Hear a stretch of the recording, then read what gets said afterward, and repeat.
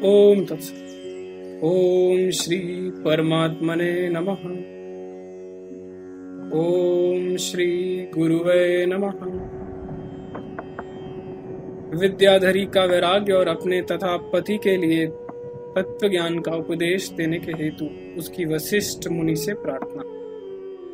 विद्याधरी बोली, मुने, तदनंतर जैसे शरद काल बीतने पर रसहीन हुए पल्लवों की लाली मिट जाती है, उसी प्रकार दीर्घ काल के पश्चात मेरा वह अनुराग विराग के रूप में परिणत हो गया। मैं सोचने लगी, मेरा स्वामी बूढ़ा होने के कारण एकांतवास का रसिक, नीरस और स्नेह शून्य हो गया। यद्यपि उसकी बुद्धि में कुटिलता नहीं, तो भी वह मेरी ओर से सदा मौन ही रहता है। अतः मैं समझती हूँ कि मेरे जीवन का कोई फल नहीं, इसलिए अब इसे रखने से क्या लाभ।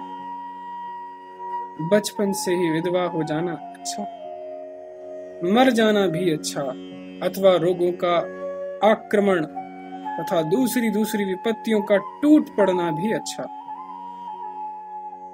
परंतु जिसका स्वभाव मन के अनुकूल न हो, ऐसे पति का मिलना अच्छा नहीं। उसी स्त्री का जीवन सफल है जिसका पति सदा उसके अनुकूल चलता हो।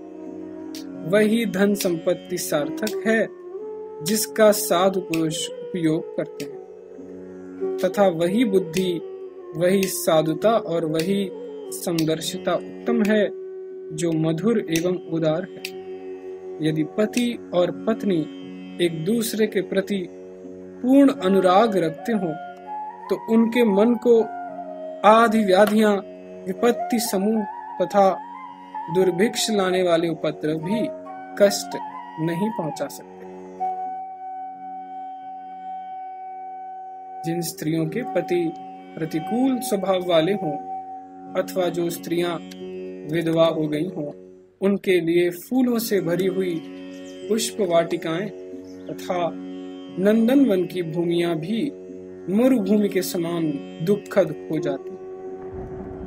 संसार के सारे पदार्थ स्त्रियों द्वारा स्वेच्छानुसार त्याग दिए जाते, परंतु वे किसी भी दशा में पति को त्याग नहीं सकते। मुनीश्वर, अब मेरा यह पति विषयक अनुराग वैसे ही विराग रूप में परिणत हो गया, जैसे पाले की मारी या जलाई कमिलनी का राग क्रमशः नीरस होता है। मुने, अब मुझे समस्त पदार्थों के प्रति वैराग्य हो गया है, इसलिए मैं इस समय आपके उपदेश से अपनी मुक्ति चाहती हूँ। जिन्हें मनोवांछित वस्तुओं की प्राप्ति नहीं हुई, जिनकी बुद्धि परमात्म पद में विश्राम ना पा सकी, तथा जो मरण तुल्य दुखों के प्रवाह में बहे जा रहे हैं, ऐसे लोगों के लिए जीने की अपेक्षा मर जाना अच्छा।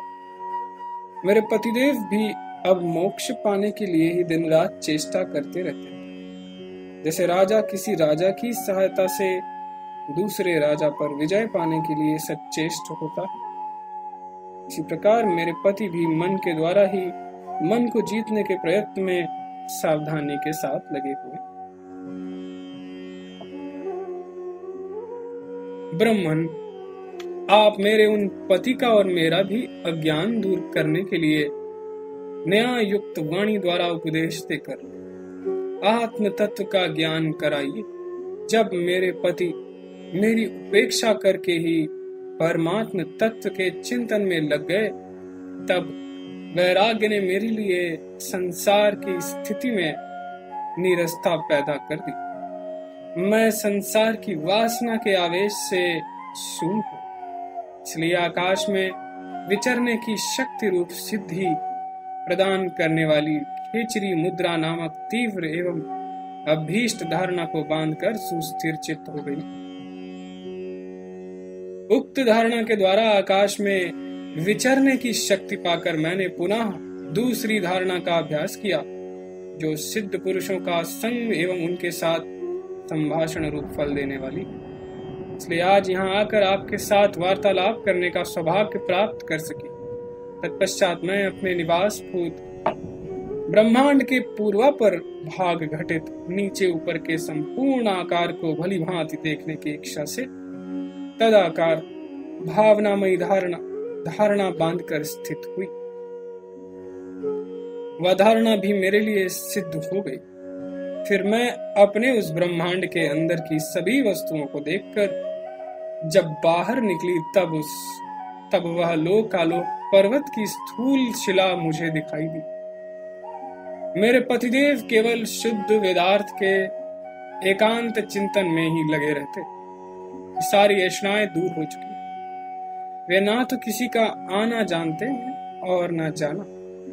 उन्हें ना तो भूतकाल का पता रहता है, ना वर्तमान और भविष्य का। अहो, उनकी कैसी अद्भुत स्थिति है। परंतु वे मेरे पति विद्वान होते हुए भी अब तक परम पद को प्राप्त ना कर सके। अब वे और मैं दोनों ही परम पद को पाने की इच्छा रखते हैं। ब्रह्मन, आपको हमारी यह प्रार्थना सफल करनी चाहिए, क्योंकि महापुरुषों के पास आए हुए कोई भी याचक कभी विफल मनोरथ नहीं होते। दूसरों को मान देने वाले महर्षि, मैं आकाश मंडल में सिद्ध समूहों के बीच सदा घूमती रहती हूँ, परंतु यहाँ आपके सिवा दूसरे किसी ऐसे महात्मा को नहीं देखती जो अज्ञान के गहन वन को दग्ध करने के लिए दावानल के तुल्य हो।